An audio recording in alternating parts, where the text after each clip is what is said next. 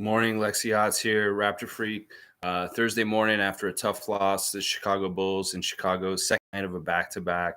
No Fred VanVleet after all. I was really disappointed to see that Fred didn't suit up last night. But, this game last night, oh my gosh. I don't even know where to start with unpacking it. All right, the first thing I want to say is that there's certain levels of things that need to happen by this Toronto Raptors team before it's going to graduate the next level of winning and being a good team. And some of the things that they need to do is they need to play better, because last night they could have won this game at any time during the fourth quarter. They had all kinds of chances, open shots, really close with the margin on Chicago. They just needed to make a push. They just needed to make some of their open shots. There were a ton of open shots that they missed in the last 5 minutes of the game. It would have been huge. They were playing so good on defense in the second half. Once again, different times during the game, stifling defense, and they don't get anything from working so hard, because when they get to the offensive end, they either get to the line and miss one or two of the free throws, or they miss wide open shots that are given to them basically by Chicago. These are shots that are given to them. So to be a better team, we need to, first of all, make better free throws. We missed 11 free throws last night, and we lost by 6 points, something like that. So it's like, this is really bad. Like, the free throw shooting is absolutely dreadful. And then the missing of open shots at the end of the game, that's executing when it really matters. And it really, really matters. And when you can't execute when it really matters, then you're not going to be one of these kind of teams. So these are the things I'm seeing right now. Let's see what's going on with you guys. Andrew's here with me. Andrew, what the heck was that ref tampering? Okay. All right, Andrew. I'm glad you brought this up. As soon as we see Tony Brothers on the ref crew, we always know that maybe things could go a little fishy, or things could be a little weird. He can be a testy ref. He could be a very fair ref at times, but he can also be one of these character refs where he likes to get his personality involved in the game and do stupid shit like that. Now, the first thing I want to talk about with Tony Brothers last night that was pissing me off was his stopping of the play just to hang out and talk or watch TV. He once again was killing the vibe and the rhythm of the game by taking these timeouts with his refs and standing over there. And sometimes they weren't, like, it was very ambiguous, or it wasn't clear whether it was a challenge the first time, like when he was going over there, or if he just felt like he wanted to review a play. And then it always seems like when he takes these times out, he takes much longer than other refs. Like, it seems like he's taking 5 minutes, and it just completely kills the rhythm to the game. They need to streamline this, or change this, or change that whole system. And once again, what's the whole point of having challenges if the ref's going to be arrogant and say I was right anyway, when he could actually go and look at the footage and see that he was wrong? That, once again, this Yuta play that they called the challenge on very early in the game, he was wrong. There was no foul there. If Yuta hit him with his hip like he was trying to tell him afterwards, that's not even a foul, because he barely touched him. That was more like we're giving respect to DeMar DeRozan. Well, when Nick calls that challenge, he's calling a challenge to try and say, well, I want you guys to give a little more respect to my team. And in that case, he wasn't even willing to give us the respect of barely touching a guy with his hip and that. And he's like, his arrogance is, well, I was right in the first place. How dare you defy me? The challenge is rejected. You lose a timeout, and this foul still stands. That kind of shit is happening in these games. Now, all right, let's talk about these technicals and what the fuck happened last night, because it was very unclear. If you noticed, all right, DeMar had a technical early for holding the rim or the net, and it was deemed non-related to unsportsmanlike conduct. And that's the reason why it didn't count towards 2 going out. But this is the thing. They didn't have their shit straight when that first happened. When DeMar got his second technical, they were ready to throw him out at the end of the third quarter. And he actually left the court at one point and actually started moving towards the back, and like he was supposed to be thrown out, because he knew he had 2 technicals and he was supposed to be thrown out. And I was like, licking my chops at that moment because I was like, you know what? They just lost to their best player with the whole quarter to go in the game. But you know what? Tony Brothers, he covered it up because he's like, this is bullshit. This is once again the golden boy, like looking out for the big superstars in the league stuff. And I love DeMar, and DeMar deserves it. He's gone through so much bullshit in his career with the Raptors and at different times in his career that it's nice to see him getting the benefit of the doubt as a superstar now. But listen, he even himself was moving towards that dressing room at the end of the third quarter because he thought he was done for the night. And it was some bullshit. It was probably Billy Donovan coming over to the refs and saying, you just kicked out my best player with a whole quarter to go. And you got to change that. And they fucking fudged it and changed. No, he's not out. And then he was back in all of a sudden in the fourth quarter. But at that point, I was like, he's supposed to be out. He is supposed to be out. And that, like, you know what? They may not make that distinction about what is an unsportsmanlike technical and what isn't for some players in some cases. And that they just say, yeah, you're out because you already have a technical. That was real fucking fishy. And, that would have changed everything about this game last night if DeMar DeRozan wasn't allowed to play in the fourth quarter. And I don't know if this is the thing that NBA's biggest fucking problem this season is none of these rules are cut and dry. None of them absolutely make sense to what that the protocol is in any given situation. Y'all need to clean up your shit because it seems like you're wishy-washy and you're picking and choosing when it goes a certain way and when it doesn't. And then at the end of the game, all right, that stuff that happened with Gary Trent Jr. with 2 minutes to go, that was a personal bullshit thing with Tony Brothers. He made an exaggerated move at it, but he hit his arm. And he was just like, hit his arm. And look, the technical before, the dumb thing between him and Vucevic, that was a shitty technical to get. And then the fact that the second technical was kind of a bullshit technical also, because most players are going to say and one like this. But because he did it with such an emphatic motion with his arms, Tony Brothers took offense to it. Tony Brothers felt he felt so bad about like that, and he threw him out with 2 minutes to go. Our best fucking player with 2 minutes to fucking go. Our best three-point shooter in a close fucking game, they throw him out like that. Where's our discretion of changing the rule or the call with that? Like you did for fucking DeMar DeRozan and the Bulls in this. Like, seriously, Tony Brothers, swallow your whistle on a tech. I don't understand what to do in that situation because I don't think Gary did anything that bad when he just tapped his arm. That is normal things that everybody does when they want an and one. I don't think he cussed at you. I don't think he really raised his voice at you. He just made an emphatic motion towards you, and that's what you said after the game, that he made a motion towards you. That's all you said. That's the reason why you gave him that technical. And we lost our most clutch, best shooter, highest scorer of the game with 2 minutes to go. That's fucked up. That is fucked up. That is not consistent. This is what Fred VanVleet and everybody's crying out for from you guys. Consistency. And you're just not delivering it, NBA. That was so fucked up. But besides that, besides all this stuff, this is the terrain. This is what we're used to. This is what we have to know we're going into. We need to play fucking better. That is the pure bottom line of it. That game was easy for us to take. We could have won this game so easily in some ways if we just fucking made our shots. We just made some shots at the end of the game, some three-pointers that were wide open, all that kind of shit at the end. We had so many opportunities to come and just snatch that game from them. And part of that is that our players need to have the mentality that they see something that's just lying there. Go get it. Just go fucking get it. And we don't have that yet. And we need to get to – these are certain things we need to start doing better if we want to get to the next level as a team, as being a winning, consistent winning team. We got to make our free throws. We got to make our open shots when it counts late. And we need to steer the game towards winning. And I don't know if these changes would have helped. DeMar going out at the beginning of the fourth, yeah, that would have helped. Gary not going out 2 minutes ago, yeah, that would have helped. Fred VanVleet in the game from the beginning, yeah, that would have helped.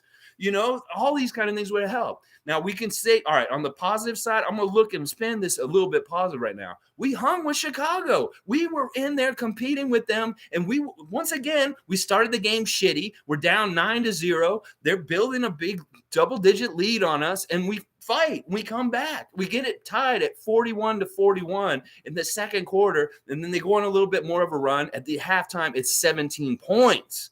And then in the third quarter, we start really outplaying them. And we outplayed them in the fourth also. We were kicking their ass in the second half, but it was too little too late. And once again, we don't want to keep having to play from behind, especially when we're not playing great from shooting. Like, a big factor last night is they completely contained Pascal for the most part. He only had 12 points last night. That is insane. And that's like the first off night he's had in a long time. 12 points, 7 assists, 7 rebounds, 3 steals. Pascal only 3 for 12. Only got 12 shot attempts last night. That's like what he would take in a half in the whole game. And so they were really containing Pascal really well. And I can't blame him for that. It was a really tough game for him specifically. And then, on the other things, like Precious was not great as a starter last night, which is unfortunate because we could have used him being more active and doing things. OG was great. OG actually played really well, 10 for 15, hitting big threes at certain times. And Gary, once again, his rhythm's really awesome, and he's playing at a really high level from these last 2 games in a row. It's just really shitty how he had to leave the game, and he may have been a big factor right at the end. It really sucked. All right, let me see what Tom Duke's saying here. Yeah, you know what? I don't know if I'd call it tampering, Andrew. I just say that it's not consistent. The reffing is just not consistent to me.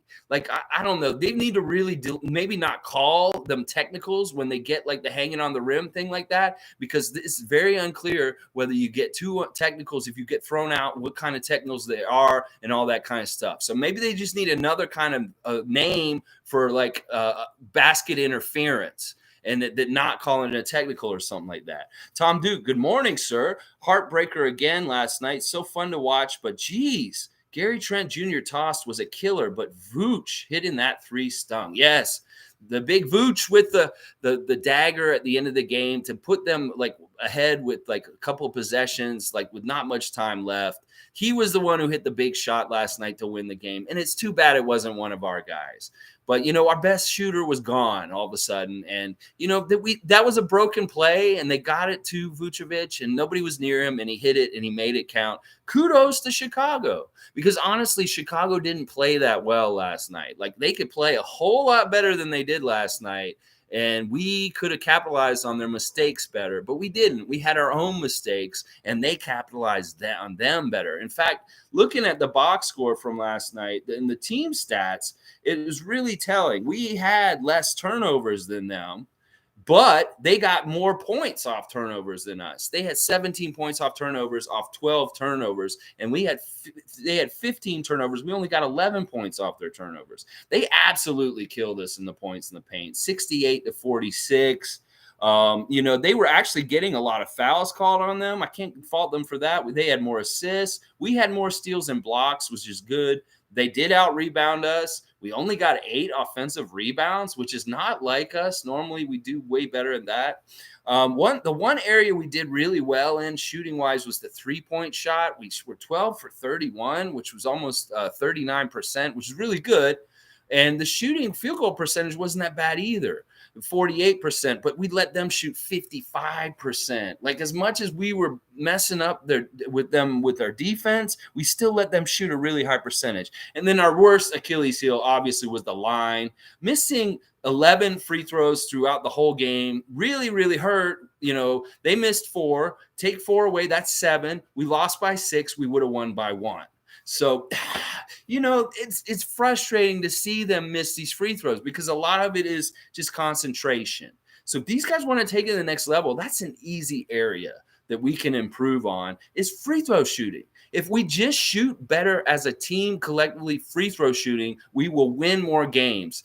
This is a very important margin thing that can really help us in close games, and we got to get better at it. We are missing way too many free throws. Some games we shoot really good at the line, and some games like last night we have way too many points left on the court because we're missing free throws. And I'm sick of it. They got to have better concentration, take more time to collect yourself, do whatever is necessary. And don't let the stupid Chicago fans with their dumb thing where they say if they miss 2 free throws in the fourth quarter, you get like a free taco or some bullshit, mess you up.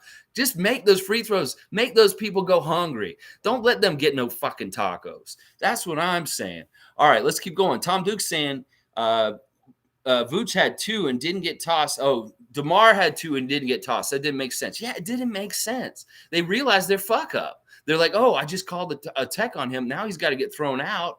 But you know what? We can't do this, really, can we? It's like Secaucus called him. You guys just gave a second technical, DeMar. Make it up so that you can't throw him out because you can't really. It's Chicago. The fans are going to get pissed off, and you want them to win. You're trying to hurt them from winning. You know, that kind of bullshit. It's fucked up. Andrew, here's my takeaway from both games versus the Bulls. We can beat them in the first round. I'll take our 7 best guys versus their 7 best guys any day. I like that attitude, Andrew. I really do. Both games we've competed with them, and both times the scores have been super similar. Like they scored like 111 points in both of the games. And in the last one, we lost by 3 points. And in this one, we lost by 6.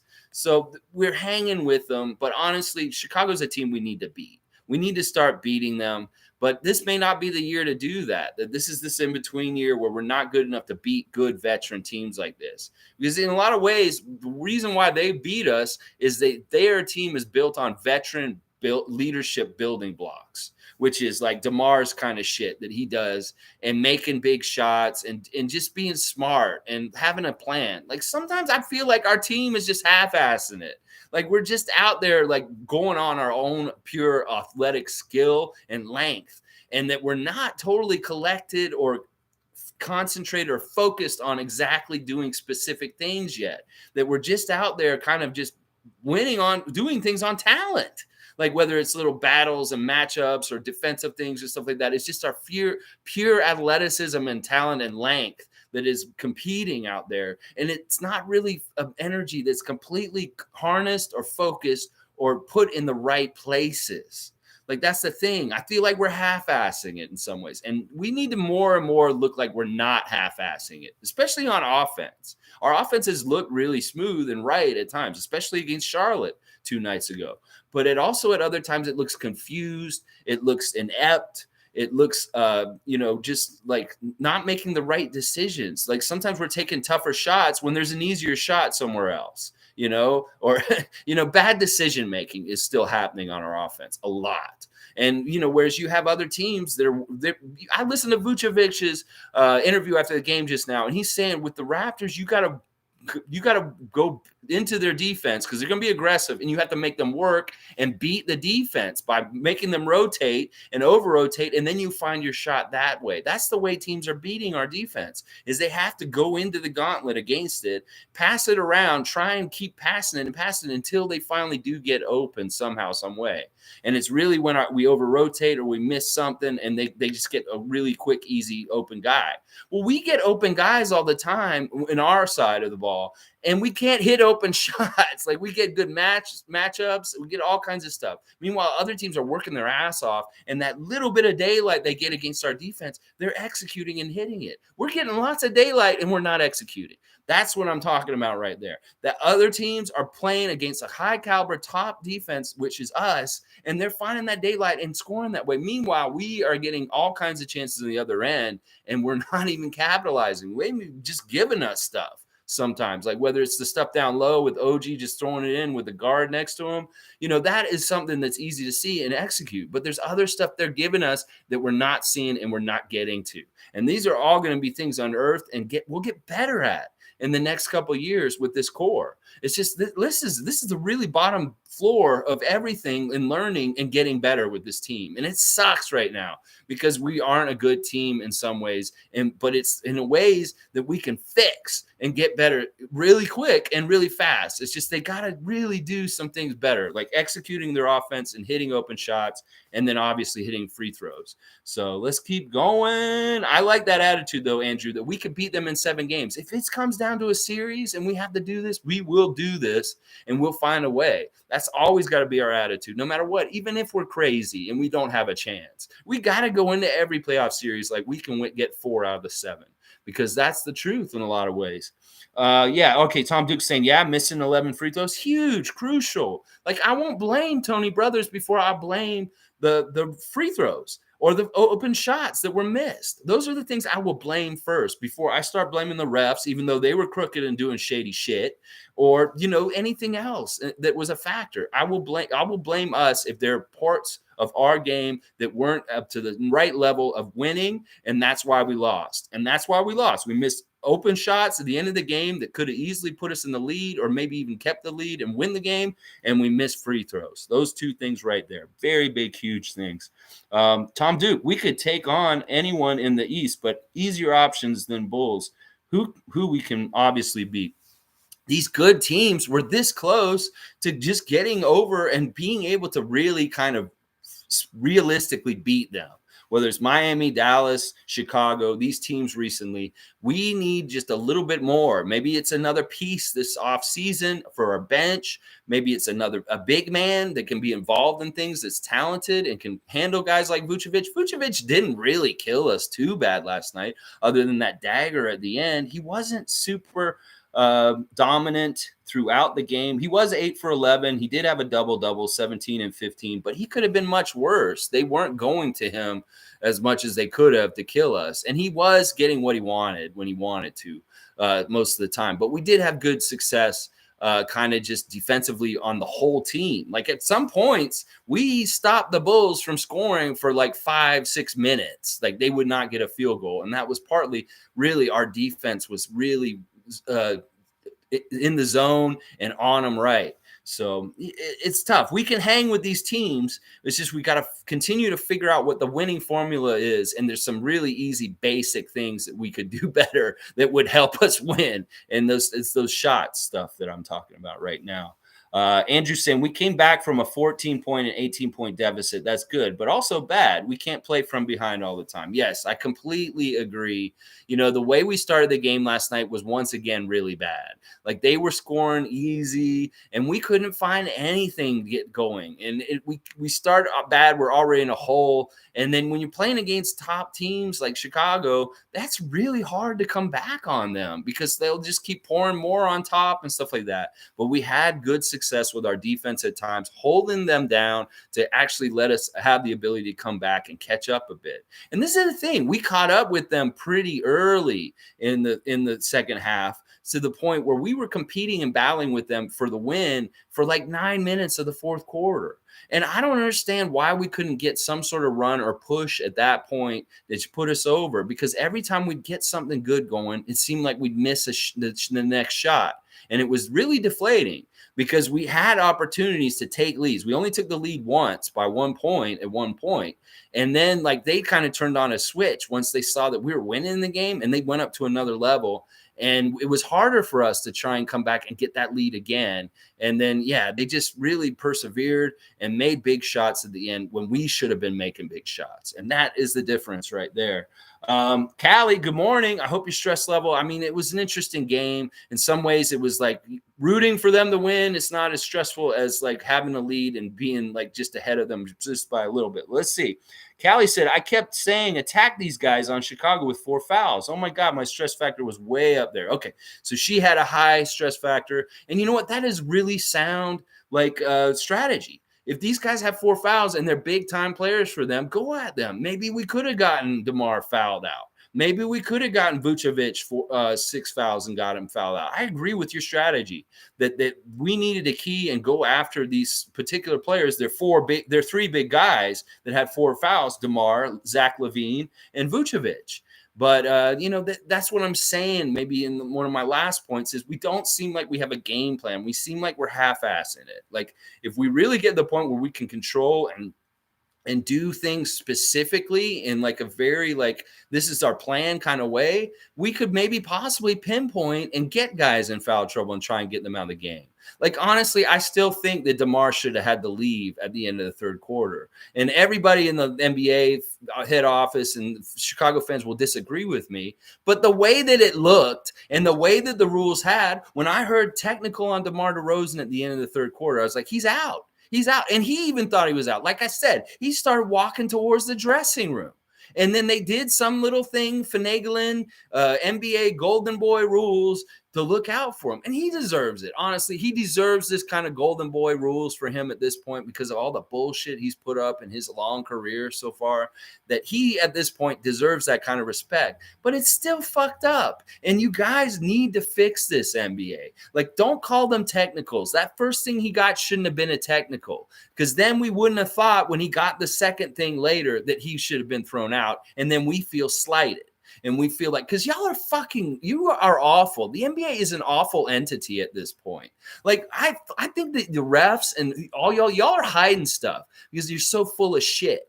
You know, like, listen, the whole thing that happened recently with the NFL and the player that said something about the officials in the NFL said something like, big deal. Who's coming out with their union and talking about the NBA refs came out and made a statement about an NFL player talking about their integrity of their referees? Why are you so insecure, NBA refs? Why are you so shady? And why are you so inconsistent and so fucked up?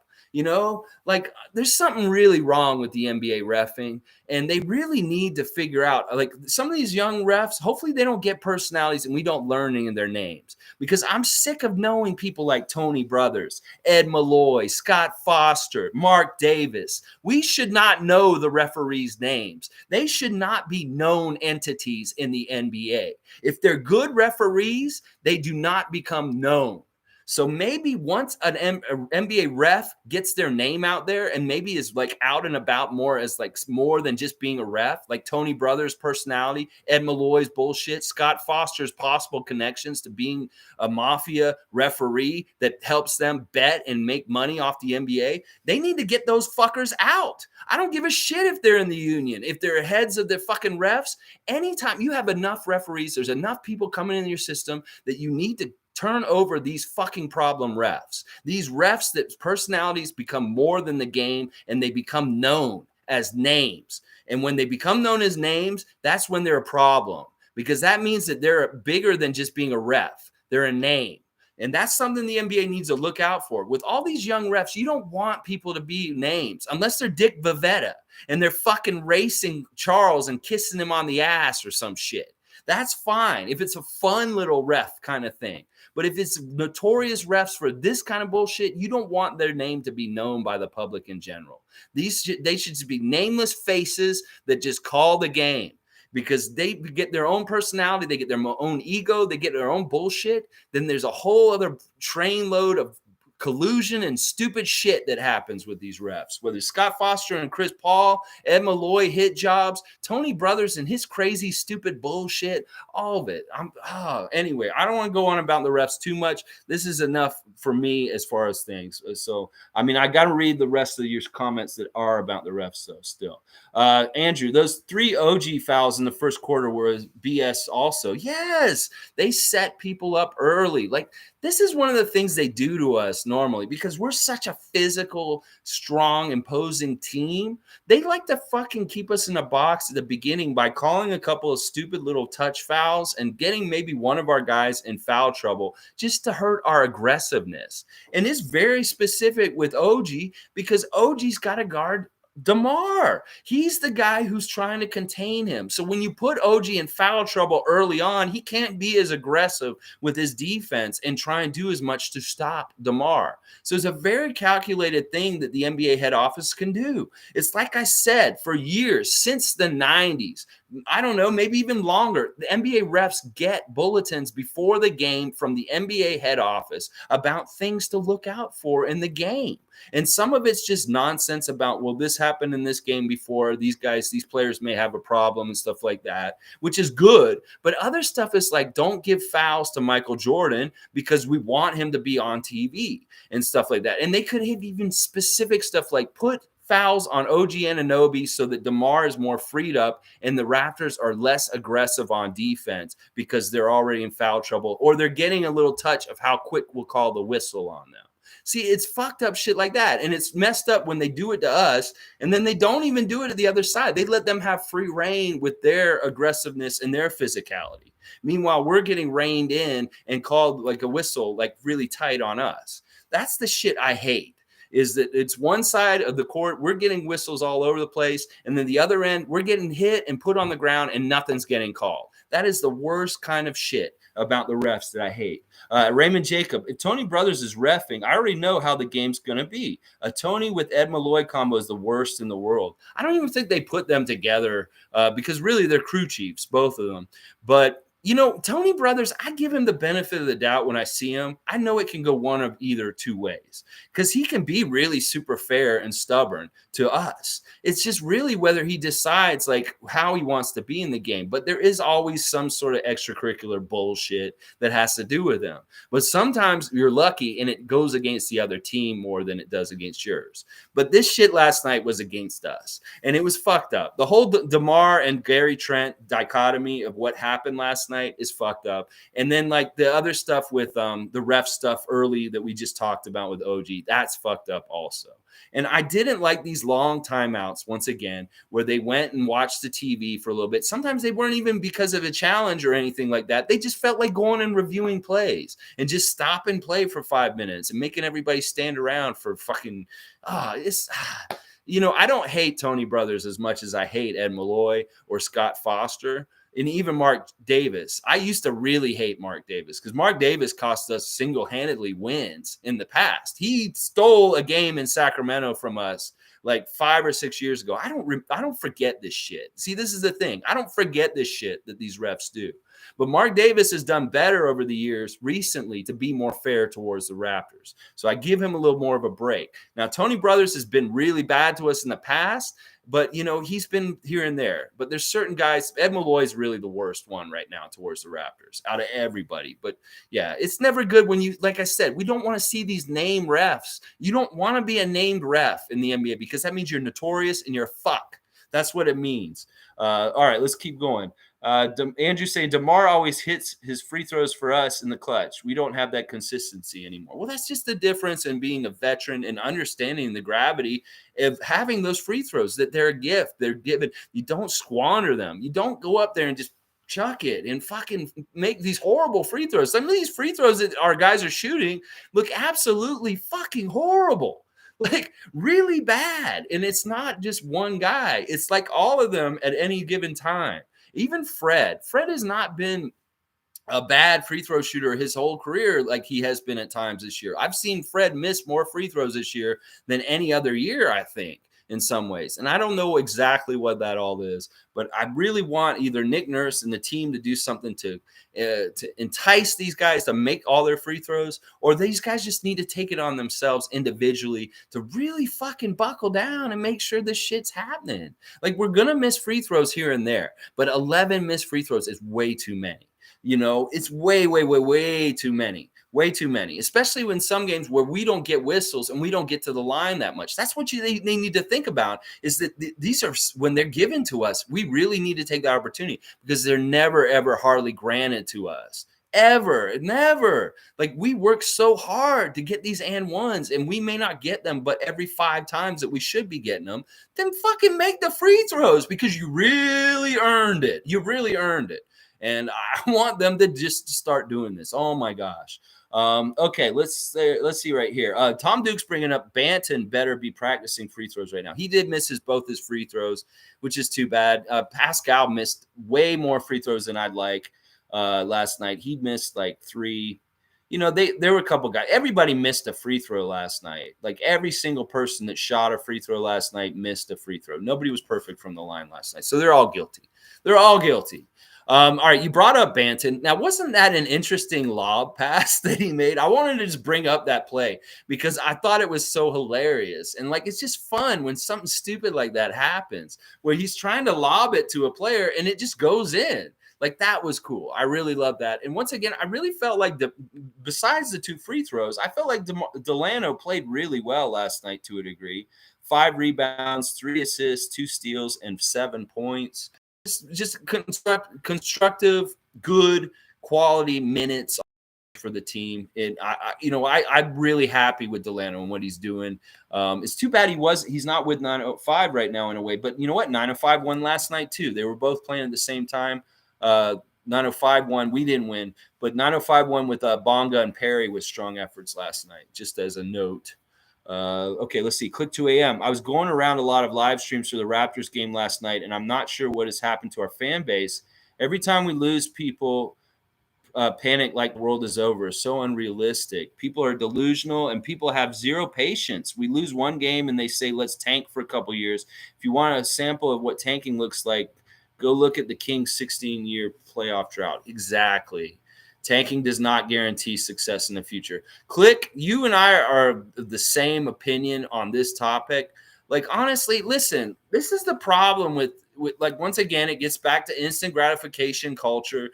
This problem with like people wanting everything to be perfect. If they're a perfectionist, if things aren't exactly perfect, they throw it away and they want to start over, or they just walk away. I understand that kind of mentality.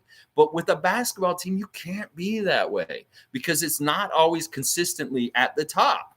And these, this is the thing. Like, this is what this channel is for weathering this kind of bullshit and not necessarily sitting in there with these negative people and just like who want to trade everyone, who want to tank, who think we're fucking horrible and all this stuff and just want to put us down. Look, I've said some negative things about the Raptors today, but it's all been fair, constructive criticism. And it's not me saying, sell the farm, let's trade everybody, let's do this, let's do that, because these people are chicken littles. Once again, people would be chicken littling every which fucking way when they see things going wrong for the Raptors. They'll say, blow it up, get everybody new. No, there's so much more good going on with this team that you don't junk the car. Do you throw a car out if it has a flat tire? No, you get the tire fixed. The car is working fine. This car is working fine. It's just there's growing pains. These people don't understand basketball. They don't really pay attention to how a team develops, how a franchise gets better, the certain stages of where a team can be at. And look, where we stack up with everything that's going on, we're way ahead of the process. It's just these people can't have it happen fast enough. These motherfuckers are Amazon Prime members or some shit, and they can just get on their computer and type something in, and then it comes to their house in like 2 or 3 days. That's the mentality that is working in what you're talking about, Click, is that these people just want it all worked out now, Veruca Salt, now, I want it now, Daddy. Well, listen, you ain't going to get it now. You're going to have to wait because this is a development thing. This is something like, this is back in the day, you had to take the film into a dark room and do some work and make it happen before you just got the results. Now everybody just has cameras that come through digitally. So it's so easy. It's this kind of mentality. The society just doesn't understand process and taking time to make things right in quality. They want things fast and cheap. And sometimes, this is what a lot of these NBA teams that are thrown together and do what these people are talking about, they're shitty because they're not done quality right. And that's the thing about the Raptors. We're going to do it right, and we're going to take the time in the process to do it right. We may do it even a little quicker just because we have such special, talented players. But yeah, that mentality that you're talking about, Click, this is why I'm very selective about my Raptors content. I don't listen to a lot of these voices anymore because of this kind of extracurricular negative shit that isn't even necessary. This is a good team that we played last night on a back-to-back. We played the night before, and we have different issues with our team right now, whether our starting point guard is out or our starting center is out. There's a lot of different things, and I'm not trying to make excuses because whoever we have available, we're going to try and go in and win, whether it's that Cleveland game with 4 G Leaguers and 4 bench players. We're going to go in and do our best. But these people, listen, as soon as you get that kind of vibe from anybody in their content or anything that they're doing, just don't even listen to them. Because as much as there's negative noise out there, we could be making positive noise about the Raptors too also, and it would sound just as delusional as they sound. There's 2 sides of it. So let's try and stay grounded and in the middle and realistic, but optimistic that we are going to get better and better. Because these people that think we're just dog shit right now, they don't understand basketball. They don't understand how teams change and develop over the years. They're just stupid. Like I say, just move on. Don't listen to their shit anymore, honestly, because it's just stupid. All right, let's go. Andrew, the NBA is a mob. David Stern was probably a mobster. I'm not going to lie. Andrew, when the Raptors won the championship, I bet the ref mafia lost a lot of money. No, you know what? Listen, the Raptors in a way are maybe kind of sometimes a team that they like to switch it up and mess with everybody. It's a very interesting thing with the Raptors in the U.S. because everybody downplays us, discounts us. That's why I think it's so smart to put money on them to win something at the beginning of the year, because we always get an unfair like discount in the minds of all the experts and the pundits, and we always do better. Well, in the reverse, think about this. The NBA refs, in connection with organized crime, can make bets on the Raptors to win in situations when they don't, then nobody else thinks that they will win, and then the refs could help us win. So they may have made money off of our championship against Golden State. Just think about that in some ways. So I don't know. Listen, I don't want to dig too deep on this. The allegations, I believe that this is a real thing and that this shit is still going on, but I don't know how deep or how pervasive it is in the whole entire NBA. But I know for sure Scott Foster's a dirty ref, and he probably is involved in mafia bookie making bets on games. And that some of the little things that they do, point shaving and different things, is very manipulative to get spreads some sort of way. And there was even a case recently where something was manipulated by the refs, so it looked very overt. It would have had strong implications on sports betting lines in Vegas because of their little subtle judgment in the game changed it so that it would cause this to happen with the spread. And that kind of stuff is what I'm talking about. Is that the refs, they may not specifically control who's going to win the game, but they can fine-tune games and mess with the spread. So there's a lot of different ways that they can try and make money in really crooked ways. Raptors beat themselves this game. Yes, refs were BS at the end, but should not have come to that. Make your damn free throws. They missed 11. Yes, exactly, G. I mean, that's number one to me right now, is missing the open threes in the last 5 minutes of the game and missing free throws throughout the whole game. That's what beat us. The refs don't help. They allow us to be in a bad place and have hard times, but, that's not ultimately what lost the game. Us not shooting well is what lost us the game. G's just agreeing about how people overreact. Callie, on the positive side, I'm loving Banton's game. Chris is playing amazing also. Yeah, I agree with both of these guys. Like, they're just fun to see out there right now. Chris is really playing a lot like Rodman. Like, he's not only doing the rebounding kind of stuff now, he's doing defensive kind of things that Rodman used to do.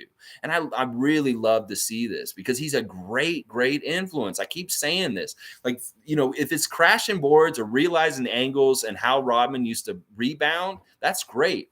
But if he's going to start catching on to some of Rodman's defensive tricks with how to bait guys into getting foul trouble, or just being a pest, just generally being a pest and being more physical, because he's weird, because in some ways Boucher for most of his career has shied away from physicality just purely because of his natural body, like way he is. But now he feels more comfortable mixing it up physically with guys with his arms and stuff like that. And because of the way he is, he's a different kind of guy you got to fight off. He's not like a big stout guy. He's a long guy with wiry, strong arms.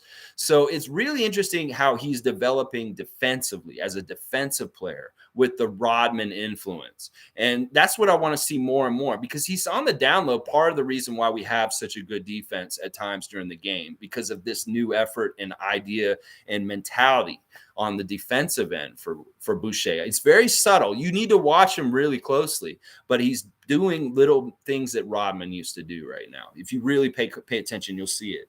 A lot of those fans just started watching in 2019. Yes. It's great, the championship. It brought a lot more interest. There's more Raptor fans in this world because they won the title. But also, these fans aren't as invested. They're not as dedicated. They're easily just to be like, well, whatever. That's what I'm saying. That's where you can tell people like Monique and I, who have been with the team since the very beginning and have gone through all the heartache and the sadness and all the stupid shit that has happened to us. And that's why we fight so hard and feel so strong about the team and winning. This is a thing that these Fairweather fans don't realize, that this team's DNA is built on winning. that we're not fucking around. Masai Ujiri is the figurehead. He sets the tone, and this team is a certain way. So these fans really need to take a deep dive and understand who the Raptors are and what they're all about and get behind them that way. Instead of just watching a game and seeing losses and saying they suck. Oh, they suck. They couldn't beat Chicago. They suck. Well, Chicago's a good team, motherfucker. You know, they're beating a lot of other teams. They're second in the East, and they have DeMar DeRozan. So listen, you know, be fair with your shit. You know, when you're putting us down, you know, we win a game like against Charlotte, and you're putting us down then too. That's what I'm saying. Just really listen to the voice of people who are talking about the Raptors, and whether you want to like listen to them, whether they're working towards something positive and success for the team, or they just want to tear something down. Because that's really half these people are. They just want stuff to criticize and tear down because they don't feel powerful in their own lives. So they feel like they have some sort of stupid power when they can put down a basketball team. It's really dumb. It's so dumb. Anyway, let's see. Click 2 a.m. At the end of the day, Masai doesn't listen to our fan base. He listens to his colleagues who study the game for years, and they know what to do, not us. Yeah. He listen. He may listen to the pulse of what the fans are saying in general. He may listen to different things and just kind of understand. But he's definitely not making any concrete financial or roster or team decisions just because of the fans. I think that they may have made that Terrence Davis trade because of pressure from the fans and social justice warriors and Raptors Nation that didn't agree with his domestic assault charge in New York.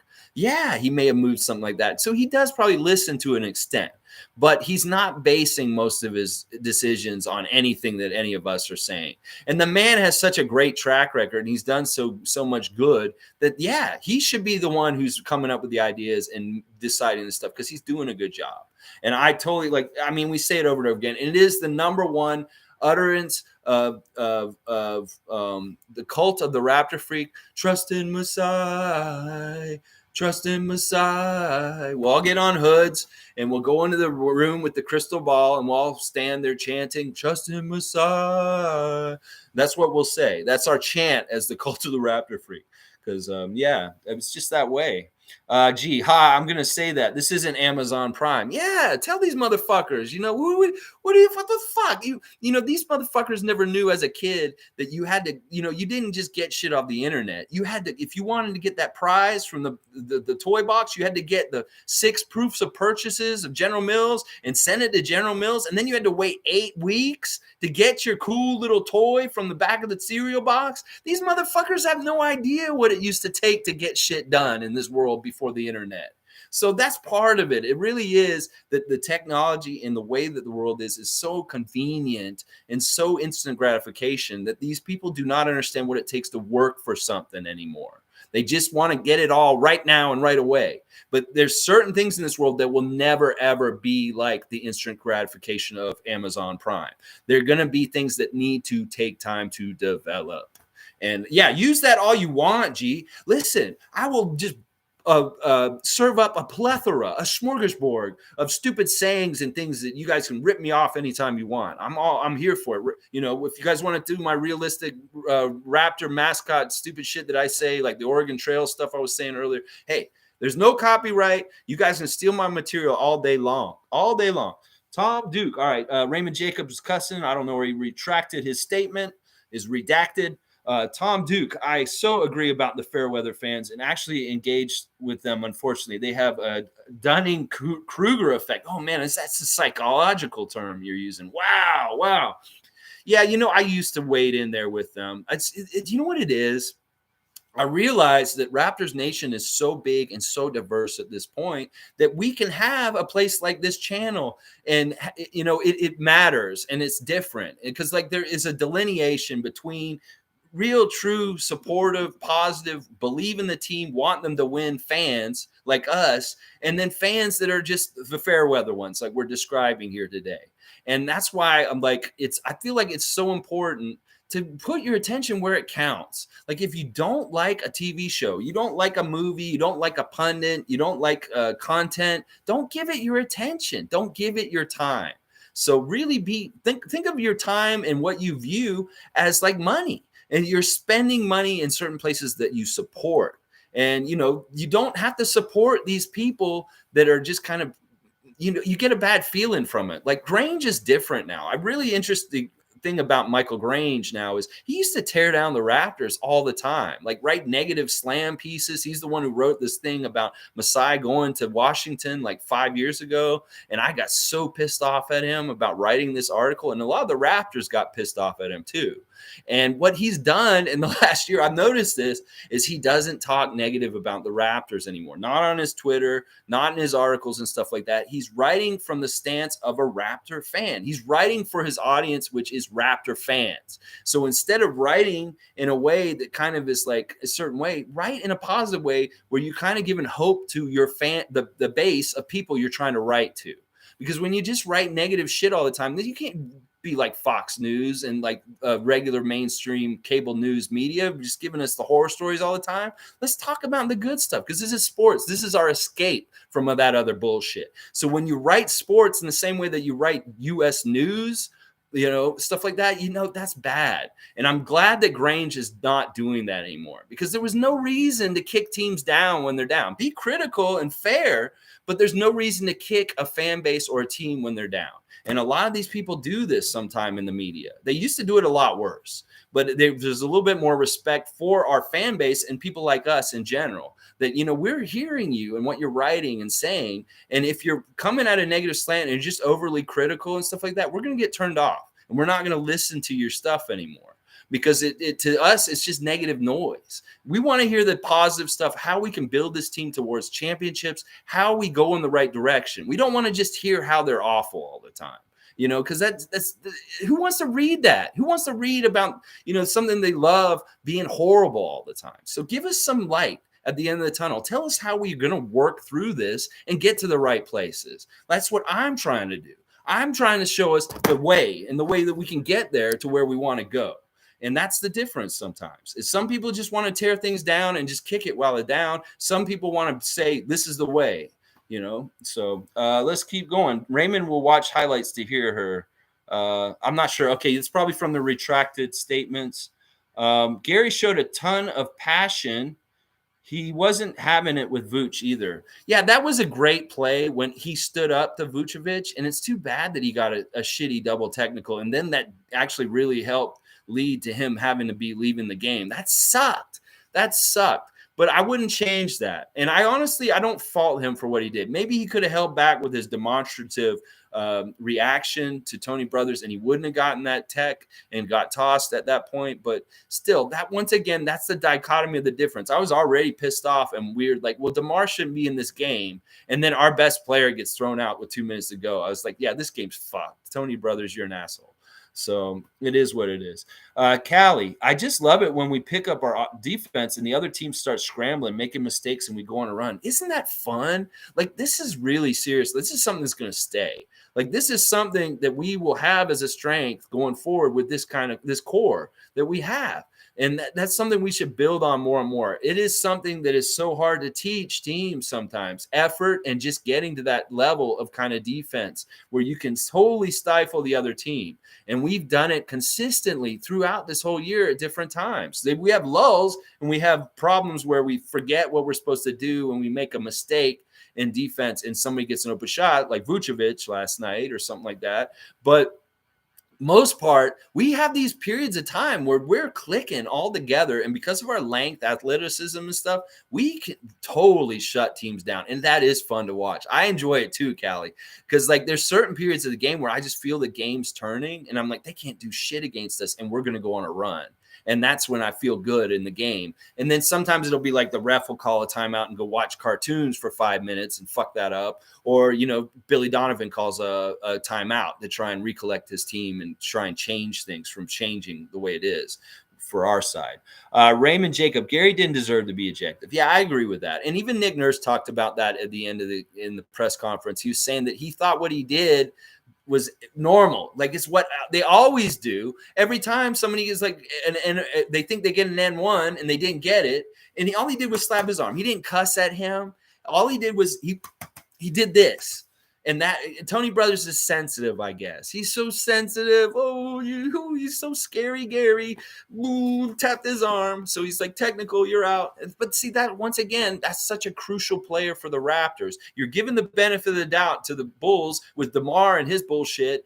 And now you're turning around and taking out our best player, our best shooter for the night with 2 minutes to go in a close game. That's fucked up. That's the referee putting his will on the game in some ways. Like, you need to have a little more discretion, maybe.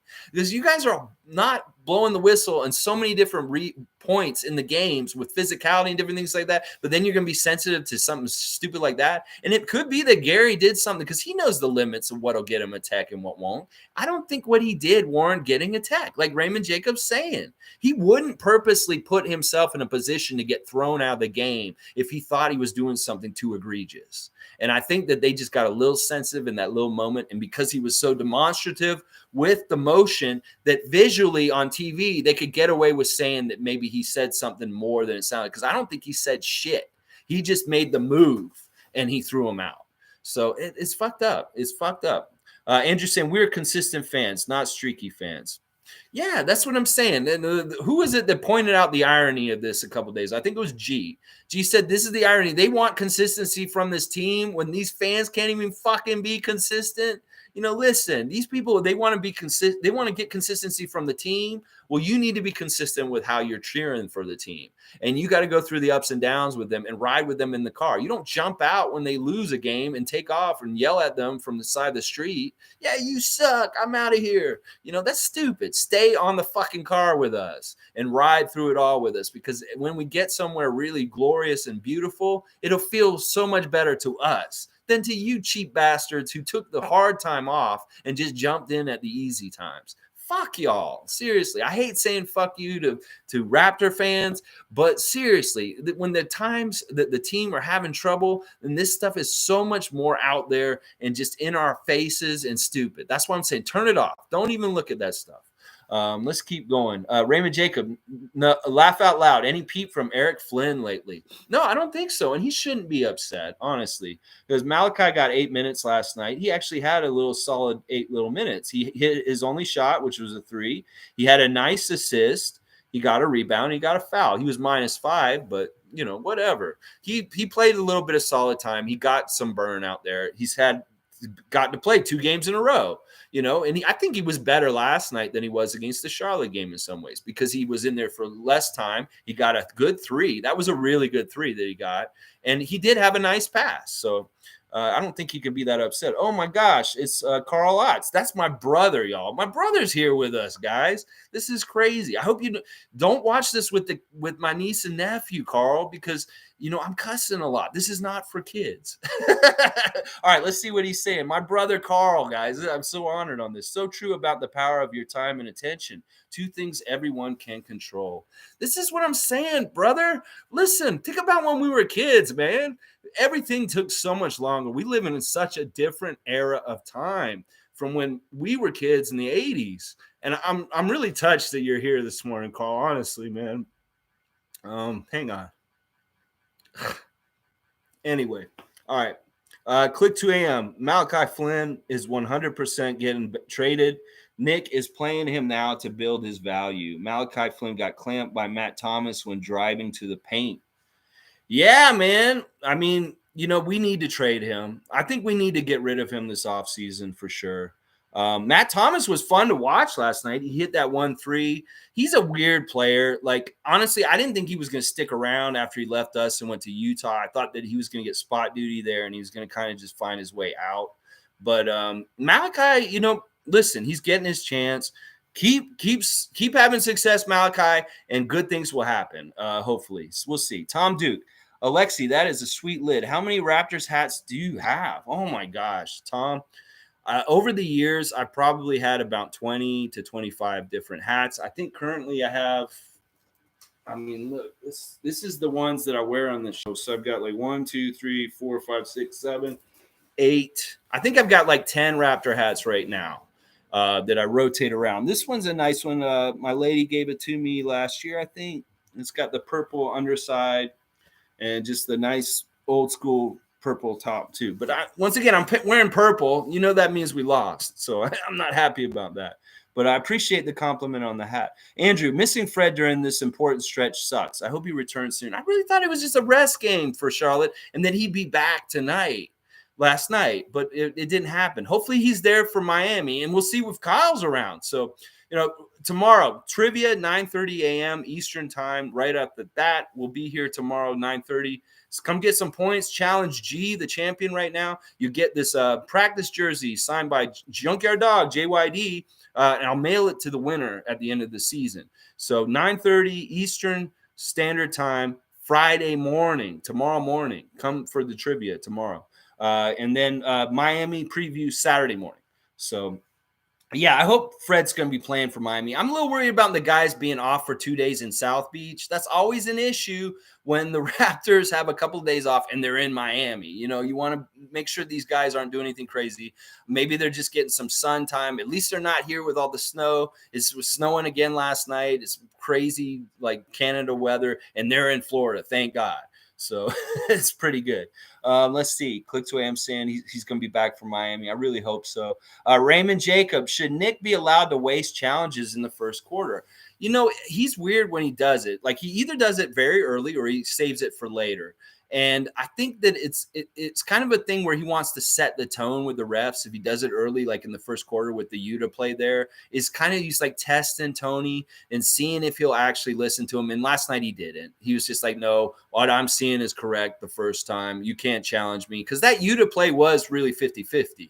And honestly, I don't think he did foul him. Really, it was just like they're really giving respect to DeMar on that play and saying that's DeMar DeRozan. We can, if he gets anything breathed on, let's give him a foul to the other guy because it's Yuta Watanabe. He's nobody in this league, whatever, but DeMar's somebody. And that was that whole play there. And Nick was right to challenge it, I think, because they should have won it. But that's Tony Brothers' arrogance of saying, you dare defy my ruling? Well, I'm right. And then when Yuta came up to him and he's like, what did I do? He just pointed to his hip. So he basically just kind of skimmed them with his hip. You watch that play, he barely touches him. So it's a bullshit call. And it's Nick Nurse calling them on their bullshit early to try and set the tone for the whole game. And if he's successful, he's done it at times where he's called them on their bullshit and they've given him better calls as the game's gone on.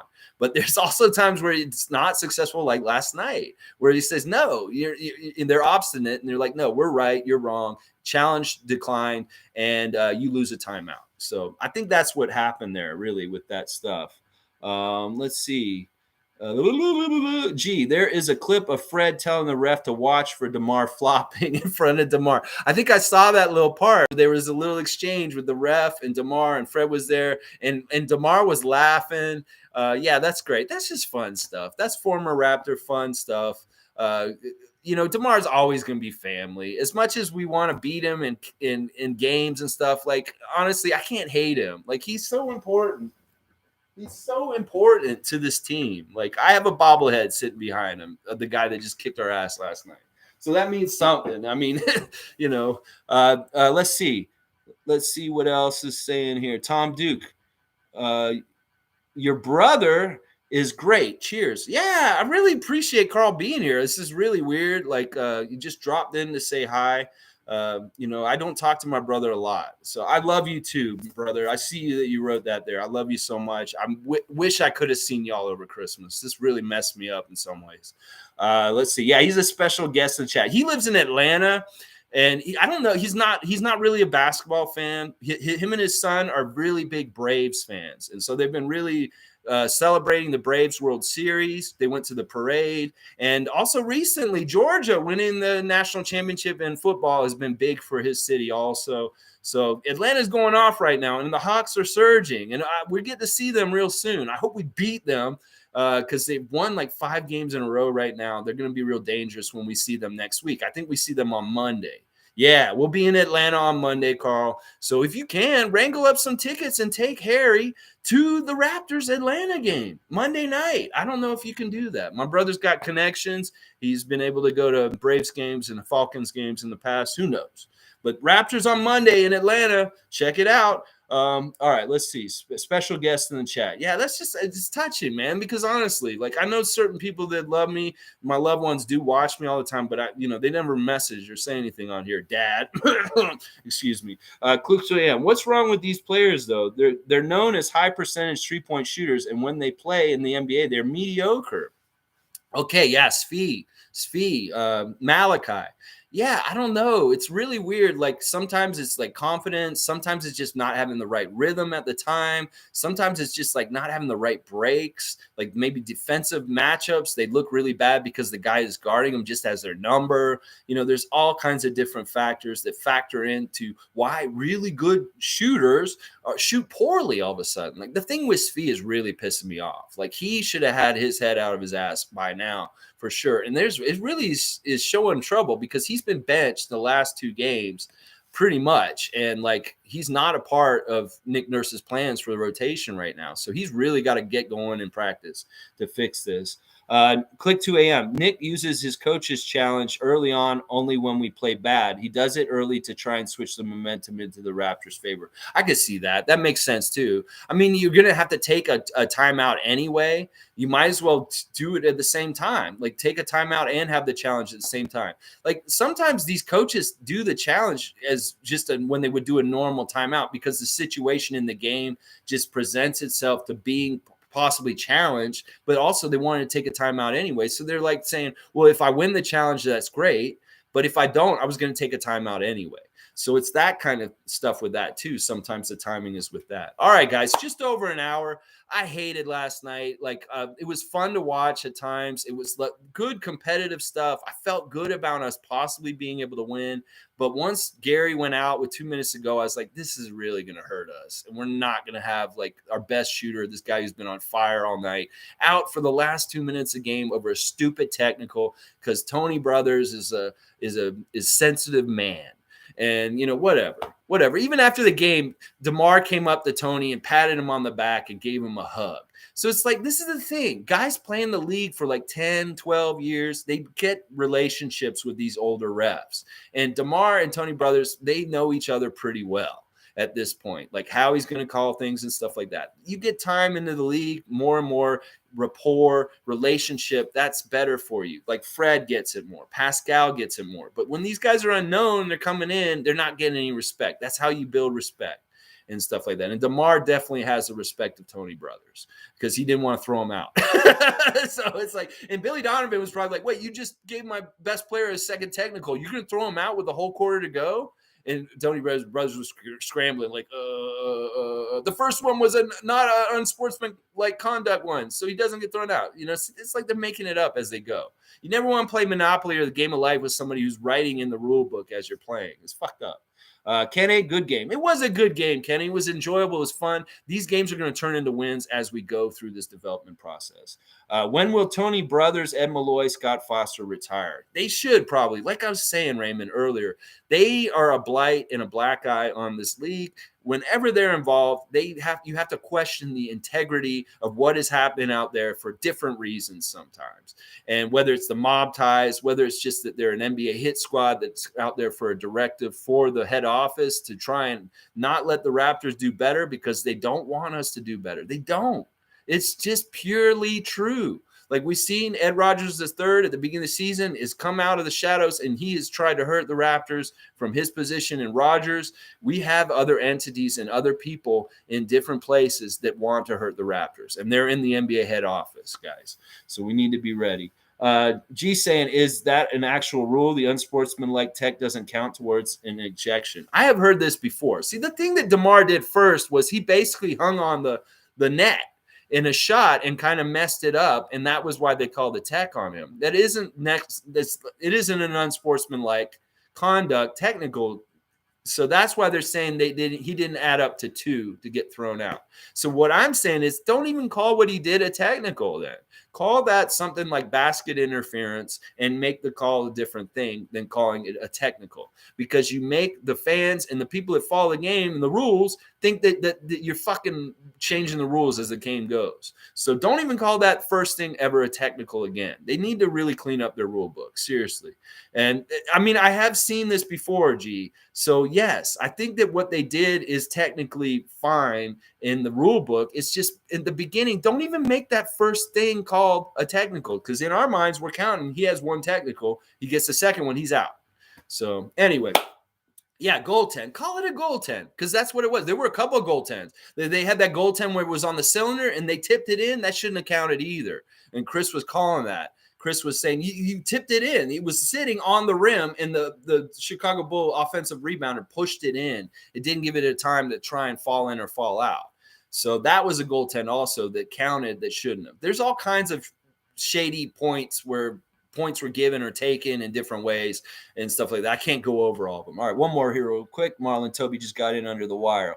People need to chill. We will be okay for now in the future. We might look out of sorts this season, but come next season, we are one step closer to being juggernauts. Completely agree. Completely agree. We need perspective. We need to understand that this cake's going to take some time to cook and bake in the oven. And, we're in good shape. That cake looks like it's going to taste real good. It's just that it's got to have some time. And that's the best way to say it. Kenny, real quick. I saw DeMar rush Vucevic on the bench and gave him a bear hug after that shot. They were so relieved.